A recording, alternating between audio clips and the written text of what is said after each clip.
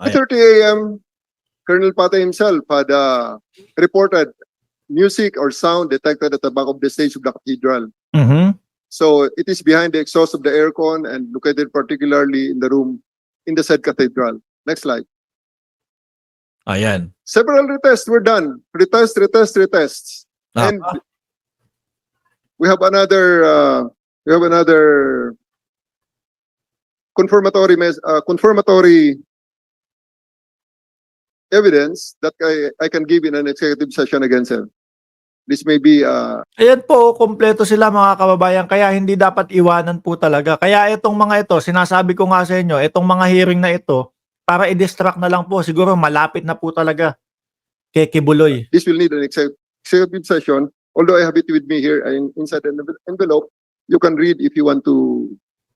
I can give it to you, sir, in executive session, or I can give it to you now, sir, so that you can read also. Kumsek, pagikuha. Bato, susunod na ikaw, ICC naman. Paminto na naman sila. Forward. We could have brought a borehole drilling equipment, and a hole would not be more than 6 inches in diameter. Mhm. Even 4, we can do it. Next slide, please. If I may, Your Honor, before this, At this juncture, a total of 3.4 meters deep was dug. However, new scan results discovered a retaining wall 8 meters below the down basement. And I think Engineer Zapata also will not be able to explain why there is a retaining wall 8 meters below ground up to 2 meters deep Your Honor, in the on the top, except protecting a hollow portion underground. Okay, Yes, sir. is the general implying that just because his alleged equipments, he is Alleged. now licensed to conduct diggings into the property of another? What if the person doing that is an idiot, like him? Maybe. But I'm not saying that he is, Your Honor. But please. But limit. if a contrary evidence should likewise allow us to we should be given the chance to Oh, countervail his alleged findings, Your Honor, in a court of law. Okay, Because if this is the unilateral finding of his so-called expert, at the very least, we should be given the chance to prove otherwise also. But what he is doing, Your Honor, he is believing hook, line, and sinker of the findings of his expert without even letting us know about it. Mm. And now he is proceeding to destroy the property of my clients without even me being sure whether or not his data is in fact true. Mga kababayan, para pagsama-samahin itong mga ito, ano po, kung bakit sila nandyan, tingin ko, konti na lang, kuha na si Kibuloy. Ako ho, naniniwala po ako kay General Torre. Kaya, di ba, nung mga unang mga panahon, mga unang araw, di naman lumalabas sila Bato eh. O eto, lumabas na sila. Pumunta pa mismo sila doon sa Kojic compound, nag-ikot talaga. okay, Yes, Your Honor. we are in agreement to that. Sir, sir, may I please? Uy, kasali ka ba dyan? Ba't nandito to? Ang daming mga hindi naman kasali. Sinasali ni Bato de la Rosa. Ano? Nandiyan si Jason Sa, nandiyan itong si Badoy. Gagawin nyo dyan? With all due respect to the good general, his rantings are starting to sound like a psych patient. So, Ha? ano ang protection Please, natin? Kayo ang parang may mga topak dyan. Ano? Sasabihin pa para daw pong psychological patient ang ating good general, mga kababayan. Sila ang parang may topak doon sa Kojic. O, kung ano-ano na yung mga inaasal ninyo dyan. Ano ang protection natin? Avoid the using those terms. No, as those a doctor, Mr. they're Chair. offensive words. We have to respect each other. Mr. Chair, at from the legal perspective, yung sinabi ni Attorney Torion. It's only for me to hear legal or illegal, but comments like psych patient, it's not good to hear before this Mr. Chair, I don't mean to insult. I respect what's Ikaw pa! Kayo pa dyan! Hindi daw pangi-insulto. happening right now. Pero as a medical doctor po, Mr. Chair, when you hear something like this, Doktor ka ng utak? Psychology ka ba? Psychology ba? Ako, hindi ko ho talaga alam. Doktor ng ano to? Psychology po ba si Badoy, mga kababayan? Kung psychology, pwede. Kaya lang, pangi-insulto pa din yun. Diba? Pero kung doktor ng iba, doktor ng tiyan, doktor ng wet packs, si Roque dapat ang inaatupag mo. Diba? Si Roque ang inaatupag mo pag doktor ka ng wet packs. then it does sound capricious, whimsical, and dangerous. Yes, as I have said, we are in agreement. I agree with Okay, you. Thank you. No need to convince me. But please, let General Torre finish Sir, his presentation. sir, Please continue. Pahiya lang. Asar na asar, pahiya lang, pahiya, Gusto lang umepal kasi ano. Because of this finding, sir, we found that we are the hole that we dug is around 2 feet off to the right. So I asked them to cover it, and we will plan again another digging 2 feet off to the left of that wall, sir. So that will be on the next steps, depending on your advice. Of course, we will be taking into consideration your Mhm. advice, sir. But that's the scan's No. result. The chair himself would like to advise you to do the same. Do everything legally. Yes, sir. Pumunta ka Thank sa you, sir. korte, humingi ka ng search warrant Thank you, sir. para hindi kayo makriticize na ang warrant of arrest ginagawa na yung search warrant. Do it. May korte naman tayo. You can be granted with the search warrant kung justified yung claims ninyo before the court. Di ba? Yes, sir. Next slide, sir. Continue. Possible hiding places. This is the spectrum of the possible hiding places, from the very lavish ones to the poor ones. Because Pastor Kibuloy is basking in wealth and prosperity, enjoying the fruits of his ministry, while many of his ordinary followers continue to live modest lifestyles. Some of his most and closest chosen followers, all young women. Tingnan mo yung mga mukha. Tingnan yung mukha nito. Some of them minors, as the court records show, experience this lifestyle with him. The other contrast between these Ang ganda. Sorry na po. Medyo naano lang ako doon sa mga reaction nila, mga kababayan. Hindi po natin nais manghamak ng tao, mga kababayan. Medyo nangingiti, natatawa lang po tayo doon sa mga reaction nila, mga kababayan. Pasensya na po. these two groups is illustrated in the photos and videos, literally heaven and hell. And this Mga gigil na gigil, ano? demonstrates the spectrum of possible hiding places. Nasa basement kayo kanina, sir, nakita nyo yan. Yan Oo. po ang inabutan namin before. We'll show it in video again. That's the video of the pastoral rooms.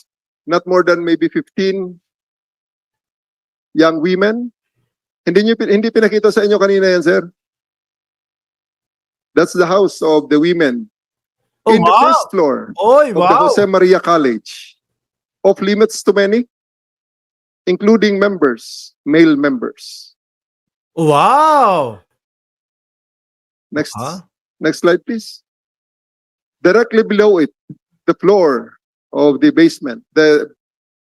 Directly below that floor is the basement where you visited this morning. Yan. This is what we saw.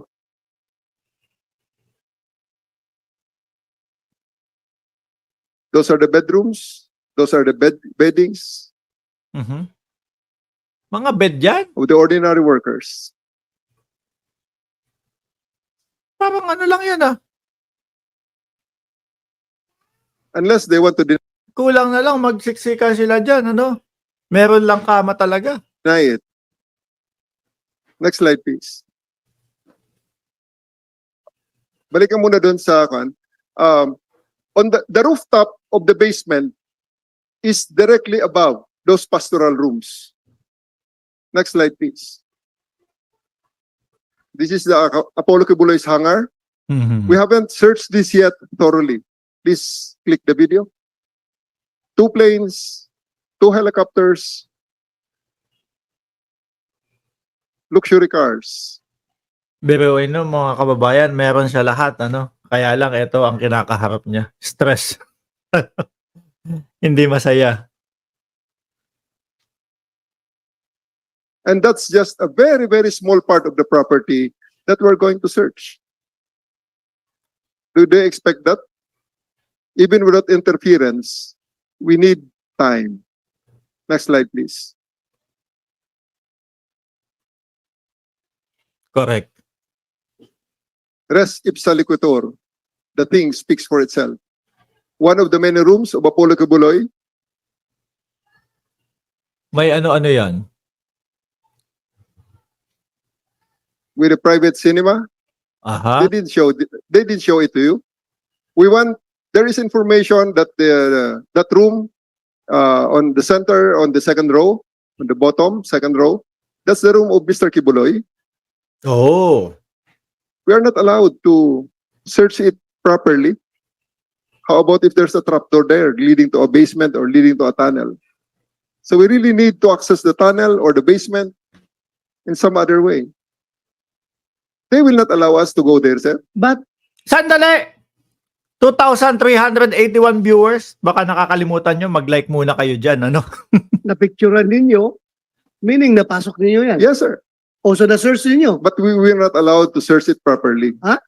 We were not allowed to search it. Makita, sir, mamaya kung paano nila kami sinasamahan sa search. Ayan. Makikita niyo, sir, kung paano namin ang search na pinagawa sa amin, sir, na inalaw kami. Dito mapapatunayan yung pasampu-sampu lang sila, tapos nagse-search nga sila, ginugulo naman sila. Oh, mas madami pa yung Kojik doon sa nagse-search.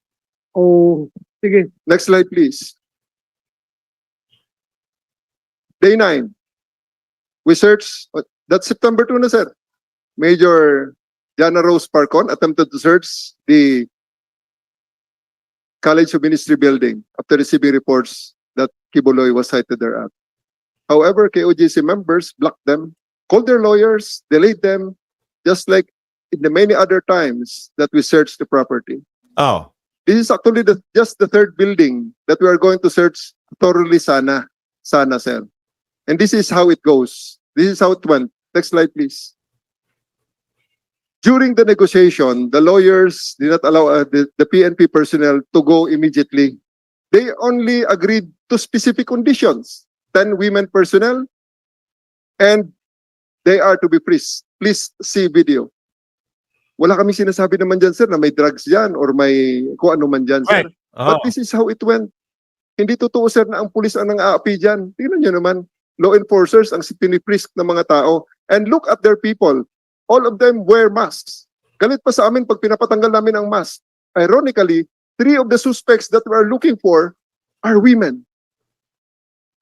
Ganyan ang pulis, no? Yan ang nang-aapi. Law enforcers na nang-aapi dyan sa loob ng OJC. Tapos si Bato de la Rosa ang utos, 'di ba, doon sa mga kapulisan, wag magmas. Samantalang yung paliwanag ng ating mga kapulisan, sir, matindi ang pollution dito, nasa highway kami. Oh. Tapos yan sila nakamas, 'di ba? Bias kapag hindi sinita ni Bato yan. The videos will not lie. That's why maybe the presentation of the previous presenter are all pictures. Aba! Ano to, patawa? Ibang klase, baliktad. Mga kapulisan ang kinakapkapan, mga bossing. Ganyan ba sa Davao? Hindi naman siguro sa buong Davao. Ano po? Hindi naman, ako naniniwala ako, hindi lahat ng Davaoenyo ay ganito po, mga kababayan. Ibang klase, baliktad Ano kakapkapin nyo dyan? Itlog. Natural naman sa isang pulis na may beng-beng. Di ba? Ano kakapkapin nyo dyan? Itlog. Baliktad sa KOJ. Ayan po ang patunay, mga kababayan. Tingnan nyo naman po, paano makakapagtrabaho ng maayos ang kapulisan dyan? Paano kung may nakita silang beng-beng na nakasukbit doon sa pulis? Ano gagawin nila? Di ba? Ang pulis naman po talagang may beng-beng, mga kababayan. Grabe.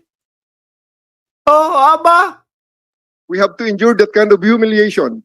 Kasi mag-aaway lang kami, sir, pag hindi namin ginawa yan. Grabe, ang hirap maging pulis sa Pilipinas, mga boss.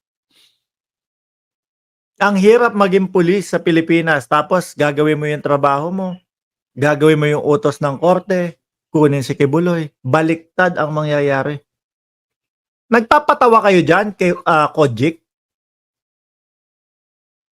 Tapos sasabihin ni Badoy na parang psychiatric patient itong si General Torre.